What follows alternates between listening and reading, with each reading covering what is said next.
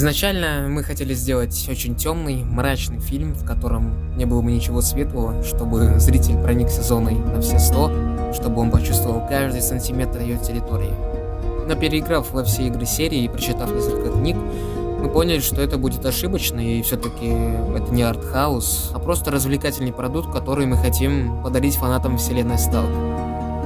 Потому что даже в самых жестоких драмах должны быть моменты, где зритель будет эмоционально разгружаться и отдыхать. Тем более, когда фильм развлекательный.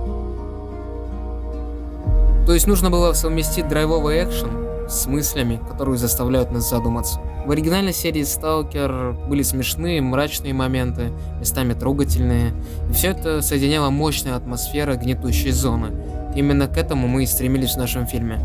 Нам не нужно было с нуля прописывать лор вселенной, потому что давно все известно, и каждый фанат Сталкера знает, как устроен каждый уголок зоны, знает ее законы, группировки, которые там обитают и прочее. Нам всего лишь нужно было поместить нашу историю в этот мир, и, на мой взгляд, мы с этой задачей справились.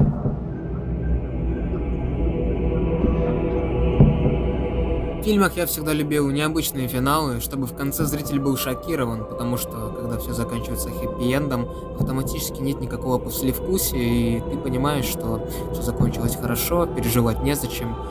Что в первой части, что во второй, мы пытались сделать неожиданные концовки, чтобы зритель не просто выключил и забыл фильм, а чтобы было желание еще немного пофилософствовать и поразмышлять, а что это я такое посмотрел.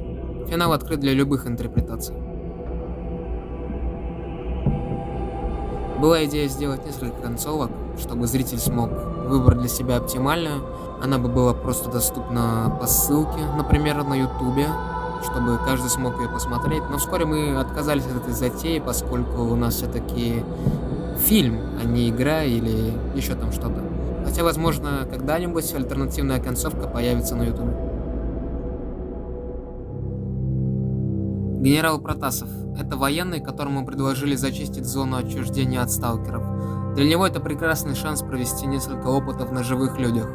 Естественно, он соглашается и немножко заигрывается, что приводит его к исполнителю желаний, которого в реальности, как мы все знаем, не существует. На самом деле есть удаленная сцена, где Протасов после убийства солдата принимает запрещенные вещества, но она была вырезана, потому что это не особо подходило генералу как персонажу. Таким образом, генерал — это псих, маньяк и убийца, который по своей воле отправился в зону, чтобы исполнить свою мечту. Мясник — это персонаж, которого не было в книгах «Во имя зоны и зачистка». Это собирательный образ из книг Андрея Левицкого, основанный в большинстве своем, конечно, на Пригоршне. Он заменял многих персонажей в этом фильме, например, Свободовца по кличке Рваный или Снейка из «Зачистки» Андрея Гравицкого и несколько других. Он одиночка, но ходит по зоне в костюме Монолита, потому что когда-то давно хотел присоединиться к ним. Нам было важно, чтобы истории всех персонажей были закончены и не было пробелов в сценарии. В первом фильме мы допустили массу ошибок, которые, безусловно, исправили во втором, но это не значит, что изначальные ошибки испарились.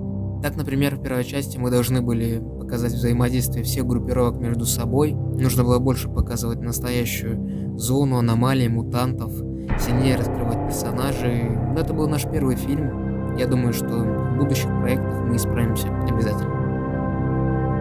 Что касается технической части, то мы использовали все тот же движок Source, но с новыми приобретенными знаниями, за счет чего картинка стала выглядеть свежее и красивее, а анимация живее и сочнее. Как уже говорилось ранее, третьей части не будет, это полностью завершенная диалогия, и следующая история уже будет сюжет Сталкер 2. То есть события наших фильмов происходят после оригинальной трилогии, а вторая часть Сталкера будет уже после наших фильмов. Еще раз напоминаем, что фильм можно посмотреть на сервисе Boosty по стандартной подписке, или вы можете купить пост и получить доступ к фильму. Приятного просмотра и спасибо за вашу поддержку, друзья. Мы это очень ценим. До скорого.